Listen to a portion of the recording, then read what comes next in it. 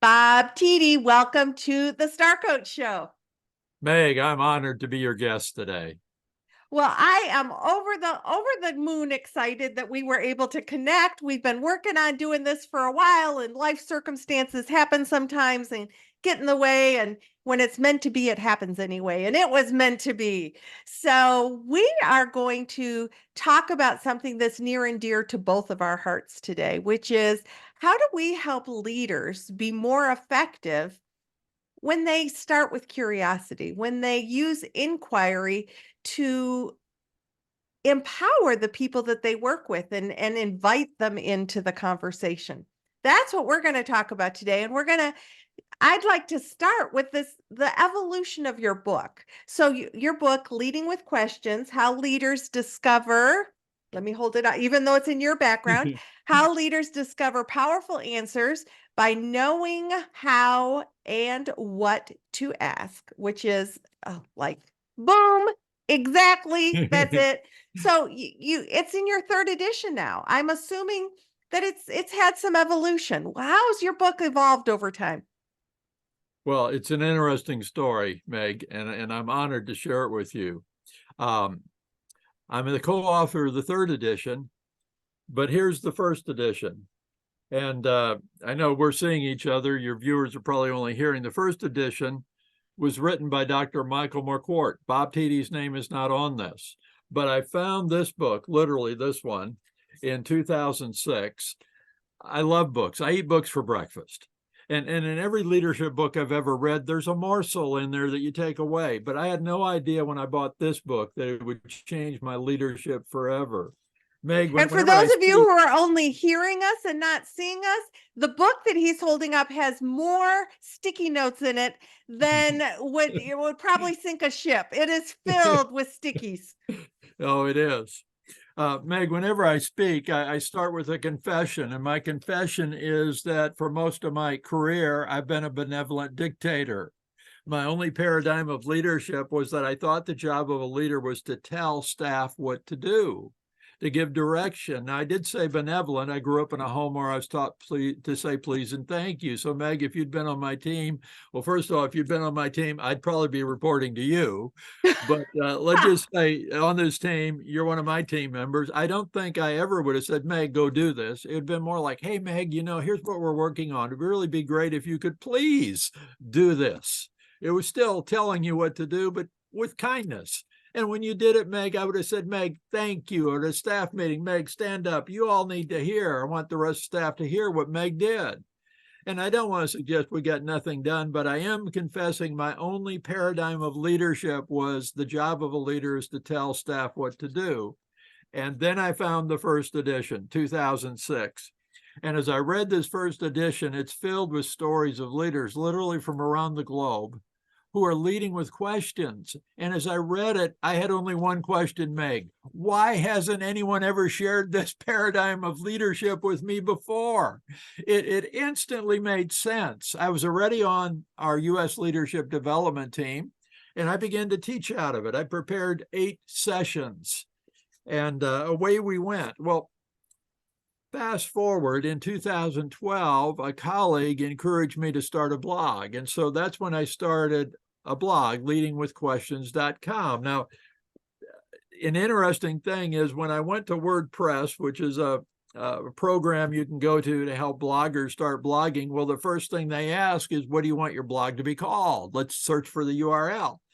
And I typed in the name of this book, smiling as I did, thinking surely the author or the publisher have tied it up, even if they're not using it. But no, it was available and available at the cheapest price.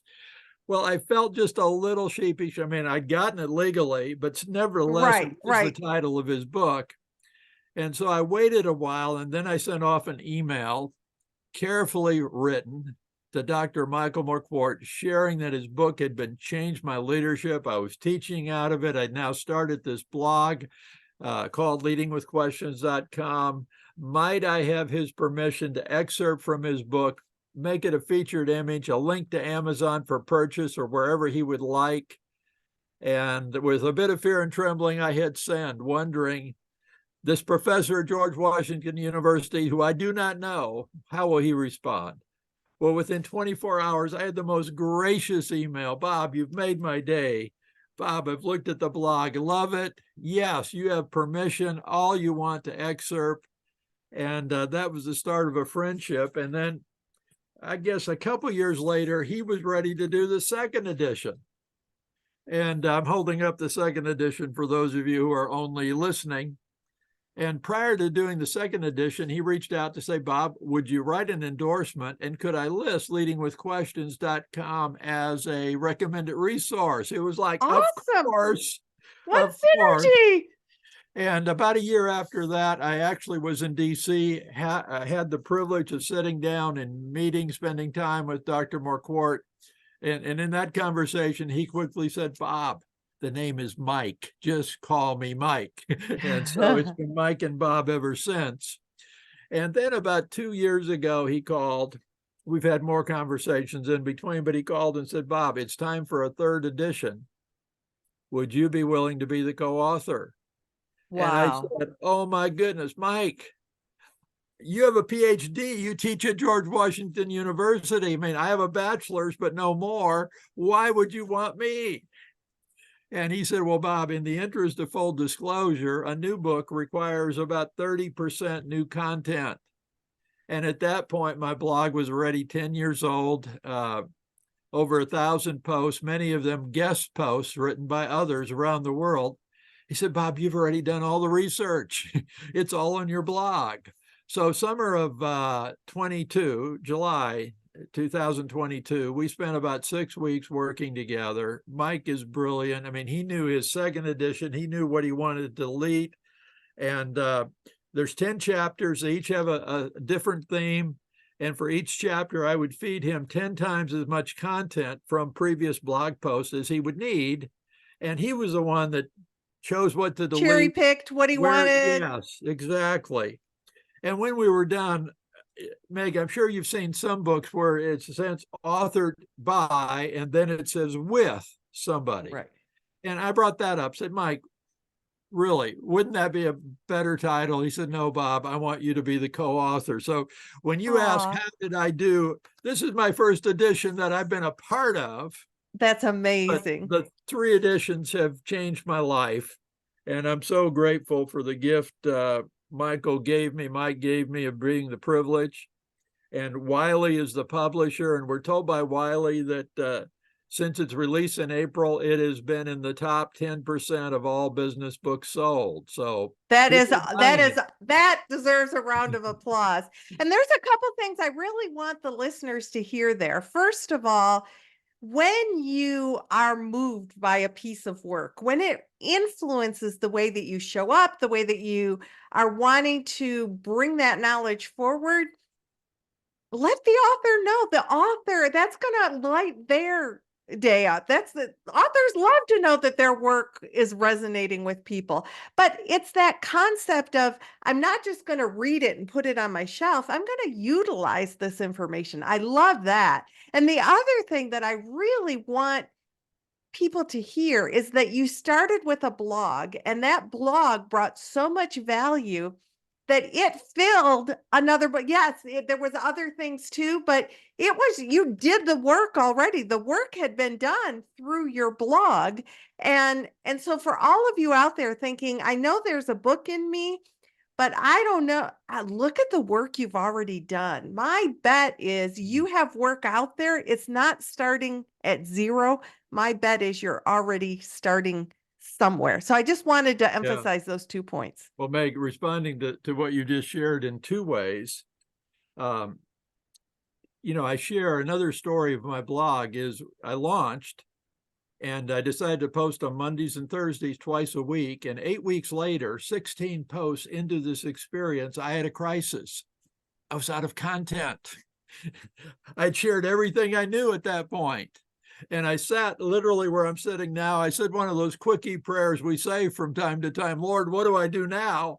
And the thought came to me that when I started the blog, I did maybe 30 minutes of Google research, but by no means a lot, to see was anyone else blogging in this niche of leading with questions. And I remembered I couldn't find anybody exclusively in the niche, but I found individual posts on broader blogs where the individual post related to this theme. So that morning, did more Google research, read a whole bunch of blog posts, identified 5 that I thought were really good, figured out the email address of the blogger and sent off 5 emails asking if I might have their permission to repost their post as a guest post on my blog. And within 24 hours, I had 5 yeses. I batted 1,000 coming out of the gate.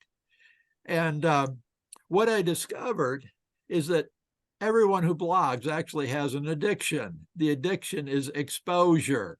Right. So if they've written something, shared it with everyone they know, I tap them on the shoulder, or anyone would tap on the shoulder, say, love what you wrote. Could I share it with who I know? What they hear is more exposure. Of course, Bob. Well, and yeah, who doesn't want to be a guest blogger and have their information in front of a whole nother audience? I mean, Yes. it's a bit of a no-brainer, huh? Well, exactly. And so as a result, fast forward now 11 years and somewhere around 1,100 posts, but I would guess 900 or more have been guest posts. And so those following my blog, which now leaders from 190 countries follow it, Wow. but they're learning not just from Bob. That would be very limited. They're actually learning from incredible leaders, literally from around the globe. And so when it comes to blogging, and somebody says, Bob, what do you recommend? I always share, become a curator rather than an originator. Love it. Because it'll better serve your audience in so many ways. And so, there's that. And then, your point of you've already done a lot of work. One of my previous books, or 2 of my previous books, but on my shelf here, now that's a great leader. I'm sorry, now that's a great question. People say, well, how'd you write that one? Well, it's actually 30 blog posts. Now, Love it. probably I picked the 30 out of 60 or 70 that I'd written to that point, but the 30 most popular, and created a book. So actually, I Boom. didn't start writing the book. I did one blog post at a time. And after a Love while, that. hey, there's enough for a book. Love that. So that's one thing. I often hear from coaches, gosh, I know I've got a book in me, but do I have time? Do I, the overwhelm of it all? So look at what you've already created. Now let's shift gears, if that's okay with you. And let's talk about your experience in working with leaders by opening up their perspective and getting them to consider, what would inquiry do for your leadership? How could you potentially empower your people more and be different in your leadership if you were to start asking questions? What kind of, let's start with sort of the negative. What kind of pushback do you get from leaders when you say, you know what, you could lead with questions? Well, I think the pushback is actually one of, hey, that sounds like a good idea, but I don't know how to do that. And they imagine that they might have to go get a master's degree in questionology, like a nice idea. I mean, Meg, wouldn't it be nice for us to be brain surgeons, make the kind of money a brain surgeon makes? But I don't know any way that you can become a brain surgeon, in a day. Right. And so when I speak, I say, how many here would like to learn to lead with questions in 30 seconds? And every hand goes up. And then I pull up a volunteer from the audience. And when I pull them up, whatever their name is, I say, Sally, I chose you because I think you have a photographic memory. And Sally always looks at me like, I don't think I do. And I say, no, I actually think you do. I think all you'll have to do is to hear my 4 favorite questions once. You'll have them memorized, and then you can use them.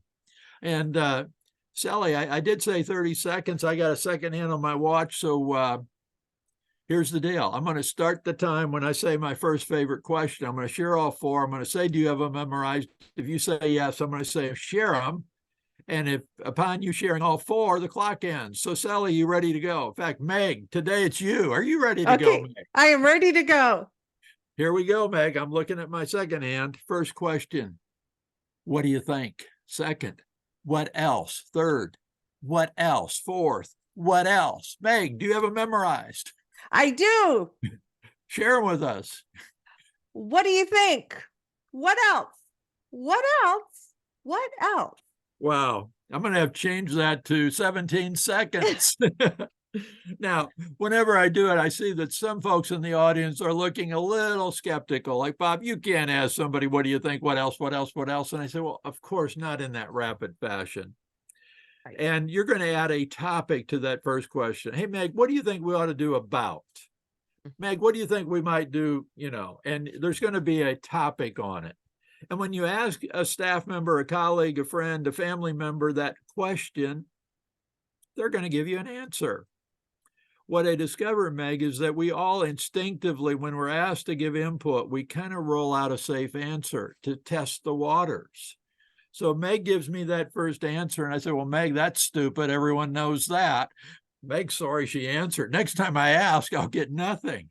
But when I say, wow, Meg, that's good. Say more. What else? Well, Meg relaxes and thinks, wow, Bob's appreciating what I'm sharing, and Meg will share more. Mm-hmm. Well, instead of me just pausing and moving on at that point, when Meg pauses, I might grab a pen and say, Meg, I've got to take notes. This is so good. Please continue. What else? And I've discovered you actually get to Sally, Meg, Tom, whoever it is, gold nugget with the third and fourth question. And what I discovered was, even in the past, when I had asked somebody, hey, what do you think? I asked the question, I got their initial answer. I thought, I've asked the question, got their answer, I moved on. And we've all heard the story of the proverbial old gold miner, the guy who mined for gold, looking for the gold vein all his life, never found it, quit. And somebody came along later and discovered the old miner was within 6 inches of the gold vein. Right. Well, if you only ask somebody, hey, what do you think about, and get their first answer and then move on, you didn't get to their gold nugget. You got close. You got to dig a little. And for a leader, remember the promise was, who would like to learn to lead with questions in 30 seconds? Well, if you've been a teller, in your next meeting with a staff member one-on-one, or with your staff around your conference table, just using these 4 questions will move you from being the teller to being a leader who leads with questions. And Meg, one of the things I love about leading with questions is so many of the best questions are so simple. They're not long, complicated, like how would I as a matter of fact, they're remember? more powerful if they're not long and complicated. Because if I'm long and Exactly. complicated, I'm trying to get you to tell me what I want you to tell me. I listen to some reporters asking questions at times, and sometimes whoever they're asking finally does say, is there a question there? But then, Meg, to your point, and another thing that it's like, is there pushback? Again, I think that most leaders are like I was. They only know the paradigm of telling. They haven't examined asking and telling and then decided, nope, I'm just going to be a teller. They've never examined leading with questions. It's never occurred to them.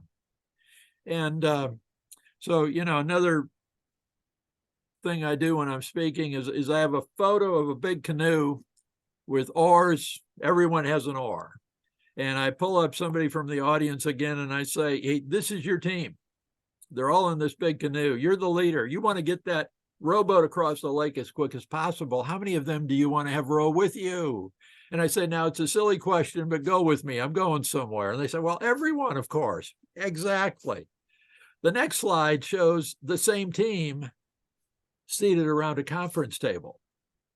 And on the table, I've written the word opportunity. So I say, there's an opportunity on the table. Now I say, listen carefully. If you're a leader who, like I was, benevolent dictator who thinks your job is to figure out how to take advantage of the opportunity, and then you will tell them what to do, how many mental oars are in the water trying to figure out what to do? Only one. No. Yeah. Mm-hmm. I said, but if you lead with questions, so you say, gang, here's this opportunity, and now you kind of make eye contact around the table, all your team members. What do you all think we might do to take advantage of this? Now, how many mental oars might be in the water? All of them. Yeah. And I say, now, as you hear all their ideas, what is the probability that you might hear an idea better than yours? Not a guarantee, but the probability. Meg, they always say, well, high. Yeah, highly probable. And I said, well, just imagine across the table sits Meg, and she shares an idea, and you think to yourself, wow, this is so much better than anything I was thinking. So you lean forward, you look at Meg, say, Meg, love your idea. In fact, Meg, would you be willing to lead our team in executing on that idea? How hard will Meg work? Meg will work very, very hard. Whose idea And is she executing? and yet everybody's there. So all those ideas, and then we get that energy going and different ideas, and we build. And I will tell you again and again and again, when I teach leaders and invite them into this paradigm of thinking differently, what I hear is, oh my gosh, a weight has lifted off my shoulders. I Oh, thought it was my job as the leader to always have the answers. I thought it was like a failure if I asked oh. other people. And so then we can talk about things like learned helplessness and how much more empowering it is to invite all those oars into the water. I love that analogy. Well, Meg, I love what you just, shared there about it's a heavy burden on a leader who thinks they need to have all the answers. Right. I ask, what is a leader tempted to do who thinks they need to have all the answers when they're asked a question they don't have the answer for? I would make it up. Exactly. I did. And I had kind staff. They never called me out, but I'm sure there was times they were thinking, I don't think Bob knew. I think he just made it up. Well, today, Meg, one of the things that I share is I can prepare you, any leader, to handle any question you ever asked. And how can you do that? Well, Meg, we'll just say you asked me a question and I have no answer. Meg, that's a great question. How would you answer it? Now, Meg probably will answer, but if she says, well, Bob, I came to you because I don't know. Meg, again, fabulous question. I don't know the answer. We need to know the answer. Where could we go to find the answer? And Meg may say, well, George may know, Sally may know, I could Google it, or there's a book, or Right. whatever. Meg, would you go do that? And when you find the answer, come back, because it's a great question you've asked, and knowing the answer will help us. Well, at that point, I can I'm handle empowered. I'm excited. and I, as a leader, can respond to any question I'm asked. Right. Now, And not feel like you have to do it all yourself. yeah, How many leaders feel absolutely like they have too much to do and not enough time and not enough resources, and yet don't really know how to take advantage of, not advantage in a bad way, but like I've got a team. So when they bring questions to me, how can I absolutely help empower them to be a part of the team? absolutely. And Meg, there's another benefit of this approach. If when I ask Meg a question and she doesn't know the answer, she says, Bob, I don't know the answer. Where could we find it? Now I come in another time and I ask Meg a question. She says, well, on this one, I know. And she gives me an answer. I'm much more likely to trust her answer because I know when she doesn't know, she says, I don't know. That's brilliant. And rather than lower my esteem, it raises my esteem. Right. And just sort of builds that excitement of like let's all kind of move toward that. Or I might also be that much more inclined to say, oh, and when you say that, I know this. Like, how many people are intimidated to share the information they know with their leaders? But if their leaders are in that place of being willing to explore together, admit when I don't know, invite your input, it becomes, let's all do the heavy lifting together. Let's all row that boat together. Just love that. Meg, here, this comes to mind. It's just a little, it's not a trick. It's a little lesson that will so Mm-hmm. help you be more effective in asking questions. I don't mean you, but I mean a coach, a leader. Mm-hmm. And that is the power of might. And when you think of might, you could think of physical might, but no, here I'm thinking the value of using the word might versus should. So if I say, Meg, to solve this problem, what should we do? It can sound like I better It's know the heavy. exact right answer. But I said, Meg, to solve this problem, what might we do? Well, Meg said, well, yeah, I got a couple ideas, but she doesn't feel, or, whenever you ask, it doesn't have the same burden that I better know the exact right answer. And Exactly. so I've learned and frequently substitute. In fact, sometimes it may even come out of my mouth, Meg, Meg, what might we do?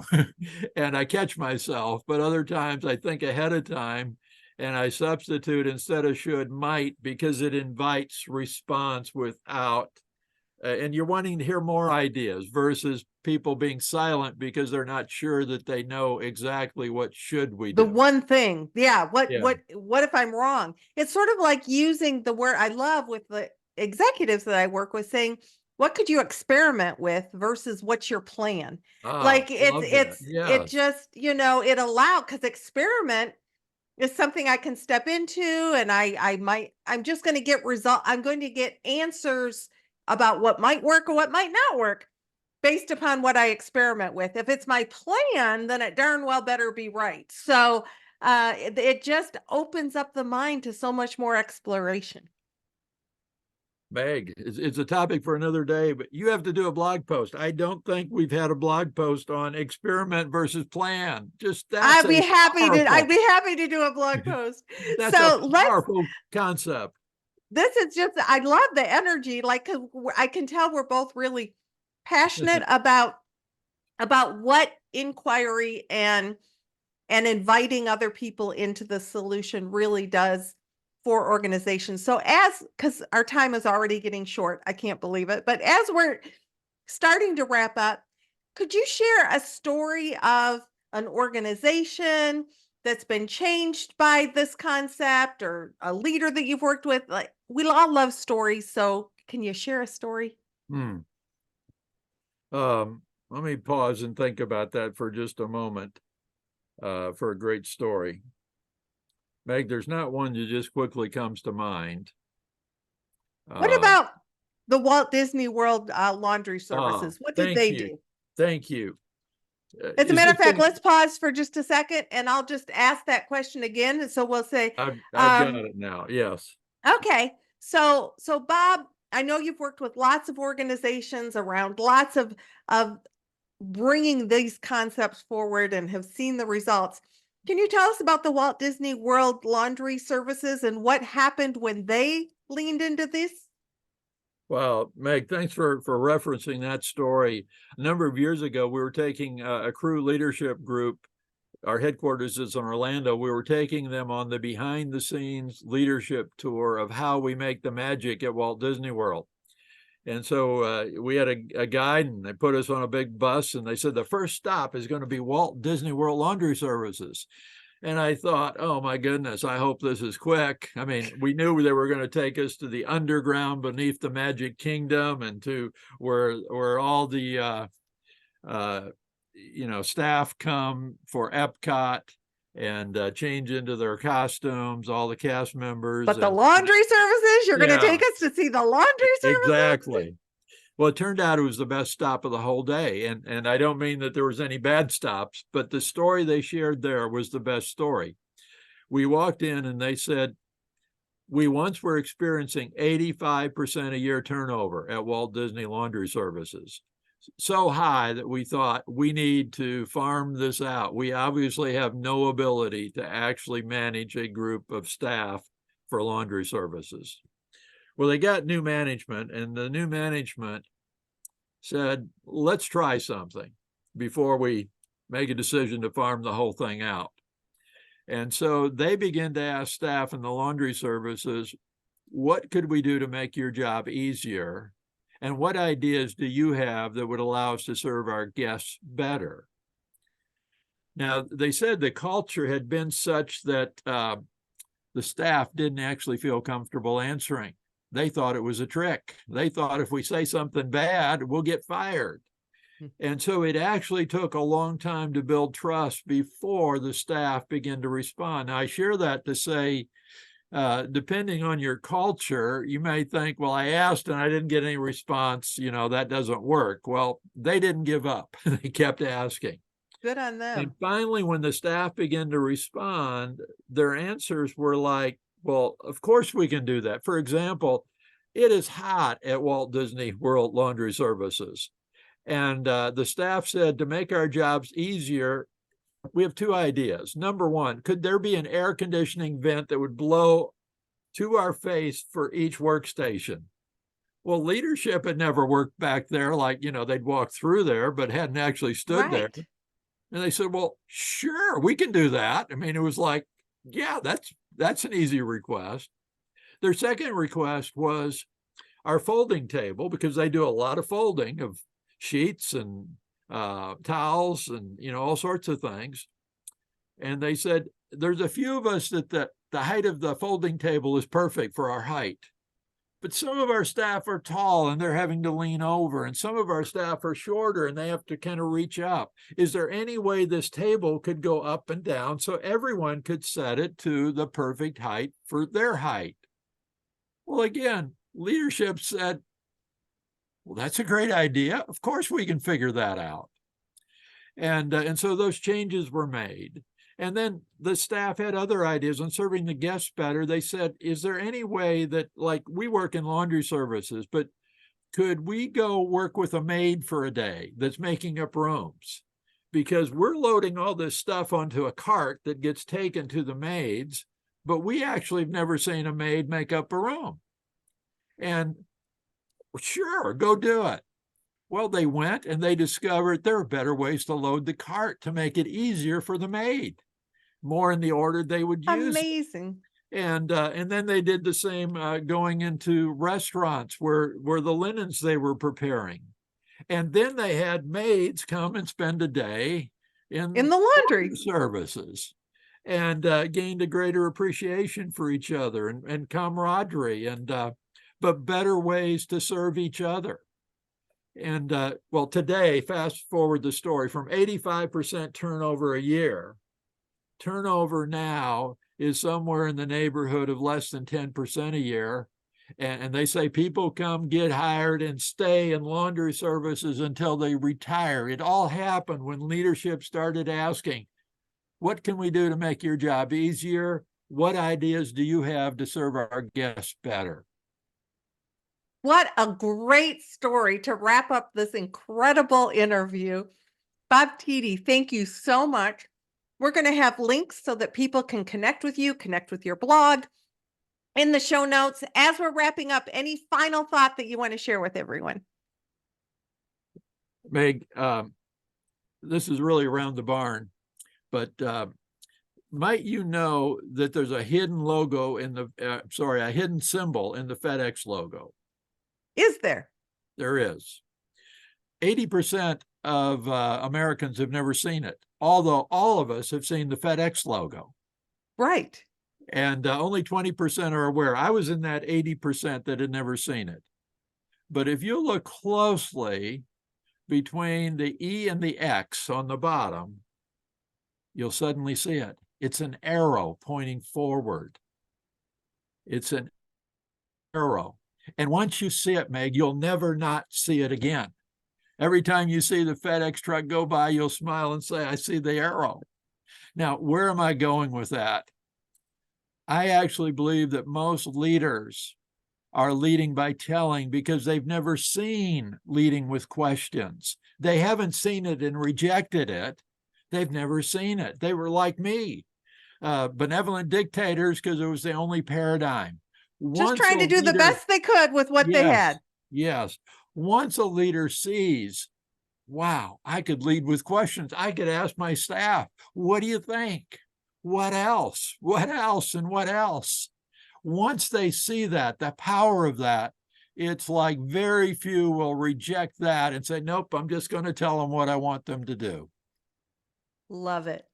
Thank you so much for bringing your energy, your expertise, and enthusiasm to the Star Coach Show. Meg, you're a great host. This has been fun.